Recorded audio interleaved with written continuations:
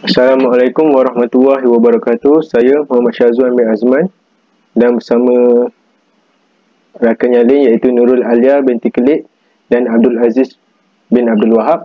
So hari ini kita akan adakan pembincangan mengenai topik kita hari ini iaitu hak isteri dalam isu pasangan tidak menunaikan tanggungjawab nafkah. Sebelum kita berbincang dengan lebih mendalam, kita kena tahu dulu apakah itu nafkah. Baik, nafkah daripada segi bahasa ialah mengeluarkan iaitu pembiayaan belanja seseorang terhadap ahli keluarganya. Dari segi syarak bermaksud makanan, pakaian, tempat tinggal dan selainnya. Ia dinamakan nafkah kerana dikeluarkan atau digunakan untuk keperluan itu. Lihat Hasyiah Al-Bajuri ala Ibn Qasim Halabi Fatuni. Seterusnya Al-Mu'tamad fi Alfi Asy-Syafi'i. Seterusnya, nafkah terbahagi pada dua, iaitu nafkah zahir dan nafkah batin. Bagi nafkah zahir terdiri daripada keperluan asasi manusia seperti makan, minum, pakaian dan tempat tinggal. Dan nafkah zahir juga wajib dipenuhi oleh pihak suami mengikut kadar kemampuan suami. Seperti dalam surah At-Talaq ayat 7, liyun fiqzu sa'atin min sa'ati. Hendaklah orang yang mampu memberi nafkah menurut kemampuannya. Seterusnya, nafkah batin. Nafkah batin iaitu kebersamaan hubungan kelamin yang baik antara suami isteri tersebut. Suami wajib menunaikan nafkah batin terhadap isterinya selagi mampu. Berdasarkan dari dalil dalam Al-Quran dalam surah Al-Baqarah ayat 187, "Hun libasun lakum wa antum libasun lahun." Maksudnya, isteri-isteri kamu itu adalah sebagai pakaian-pakaian bagi kamu dan kamu pula pakaian bagi mereka.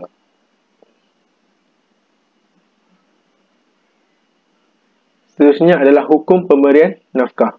Para ulama bersepakat atau ijma' suami wajib memberi nafkah kepada isterinya. Ini seperti mana firman Allah Subhanahu Wa Taala dalam surah Al-Baqarah ayat 2-3 bermaksud, dan ibu-ibu hendaklah menyusukan anak-anak mereka selama 2 tahun genap, iaitu bagi orang yang hendak menyempurnakan penyusuan itu, dan kewajipan bapa pula ialah memberi makan dan pakaian kepada ibu itu menurut cara yang sepatutnya.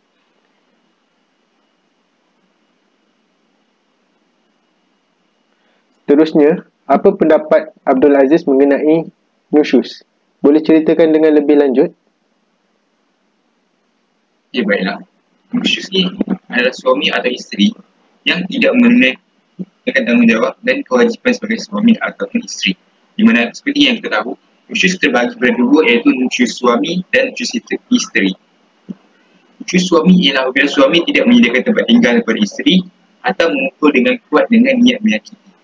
Dan kalau nusyuz isteri ialah isteri enggan mematuhi kehendak suami, bertinggal ke rumah suami atau enggan berpindah bersama tanpa sebab yang sah mengikut syarak.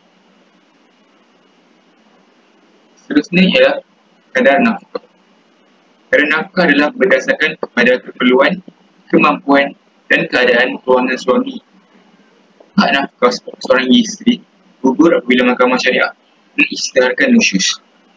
Baiklah, terdapat pelbagai nas Al-Quran dan sunnah berkenaan kemampuan nafkah suami. Di antaranya firman Allah SWT, hendaklah orang yang mampu memberi nafkah menurut kemampuannya. Dan siapa yang disempitkan rezekinya, maka hendaklah ia memberi nafkah dari apa yang diberikan Allah kepadanya, sekadar yang mampu. Allah tidak memberati seseorang yang melainkan sekadar kemampuannya yang diberikan Allah kepadanya. Seluruh orang-orang yang dalam kesempitan hendaklah ingat bahawa Allah akan memberikan kesenangan sesudah berlakunya kesusahan. Seterusnya kita ada faktor yang mendorong pengabaian nafkah. Yang pertama ialah tidak bekerja ataupun diberhentikan bekerja. Suami yang belum memiliki pilihan tetap ataupun malas bekerja, ataupun suami yang masih belajar. Seterusnya ialah pendapatan isteri yang tinggi. Dalam faktor ini, suami menganggap isteri tidak memerlukan nafkahnya kerana mereka sudah mempunyai pendapatan sendiri yang tinggi. Selain itu, mereka juga menganggap isteri sebagai punca pendapatan utama keluarga. Seterusnya ialah faktor poligami, di mana suami tidak memberi nafkah sama rata ataupun berkemungkinan nafkah yang diberi tidak mencukupi. Dan akhir sekali ialah terlalu sibuk dengan hal kerja di mana suami tidak mempunyai masa yang cukup untuk memberi nafkah batin kepada isteri, dan mereka juga tidak mendengar akan luahan-luahan isteri mereka.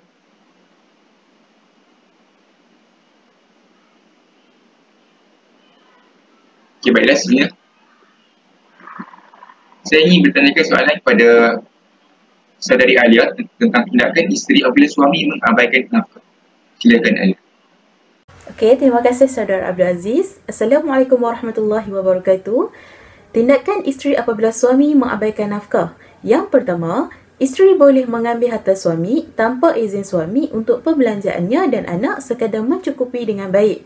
Dalam hadis Rasulullah SAW yang diriwayatkan daripada Aisyah, katanya, Hindun binti Utbah berkata, "Wahai Rasulullah, Abu Sufyan adalah seorang lelaki yang bakhil dan tidak pernah memberikan aku harta yang mencukupi untuk aku dan anakku, melainkan harta yang aku ambil tanpa pengetahuannya." Lalu Rasulullah SAW bersabda, "Ambillah harta Abu Sufyan, apa yang mencukupi untuk kamu dan anak-anak kamu dengan baik." Berdasarkan hadis ini, jelas anak tetap menjadi kewajipan bagi seorang bapa walau dalam apa jua keadaan sekalipun. Dan jika bapa tidak memberi nafkah, maka ibu boleh mengambil harta bapa sekadar yang mencukupi bagi menampung pembelanjaan anak itu.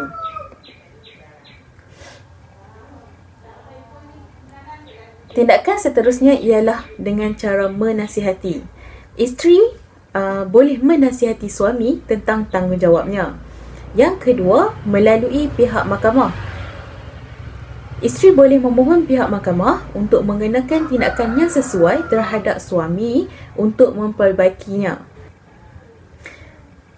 Dan yang terakhir ialah fasakh. Isteri boleh membubarkan perkahwinan secara fasakh. Baik, seterusnya kita akan mengetahui apa itu fasakh secara ringkas. Okey, fasakh bermaksud melepaskan ikatan perkahwinan antara suami dengan isteri melalui kuasa yang ada pada hakim. Berikut merupakan antara sebab yang boleh tuntutan fasakh. Yang pertama, suami tidak memberi nafkah, tidak menyediakan tempat tinggal atau tidak membayar mas kahwin isterinya. Yang kedua, tidak diketahui kedudukan suami sama ada masih hidup atau mati selama bertahun-tahun lamanya. Yang ketiga, salah seorang daripada suami atau isteri menjadi cacat sebagaimana yang dibenarkan oleh hukum syarak.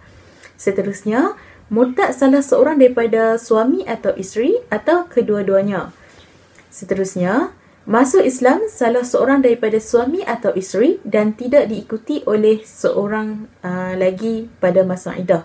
Seterusnya, berlakunya persetubuhan syubhat disebabkan salah sangka.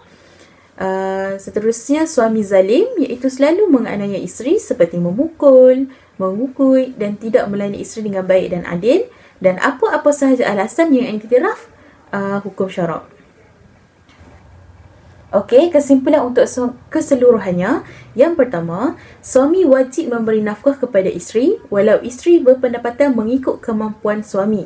Yang kedua, jika suami enggan memberi nafkah, maka nafkah tersebut akan menjadi hutang. Antara hikmah fasakh ialah menjadi peringatan kepada suami agar sentiasa bertanggungjawab dalam menunaikan hak-hak isteri dan keluarga. Dan akhir sekali ialah untuk membentuk sebuah keluarga yang bahagia, anggota keluarga perlu menanam sikap bertanggungjawab dan berkasih sayang. Sekian, itu sahaja daripada kami bertiga. Saudara Muhammad Syazwan, Saudara Abdul Aziz dan saya sendiri, Nurul Alia, berkaitan hak isteri dalam isu pasangan tidak menunaikan tanggungjawab nafkah. Sekian, terima kasih. Assalamualaikum warahmatullahi wabarakatuh.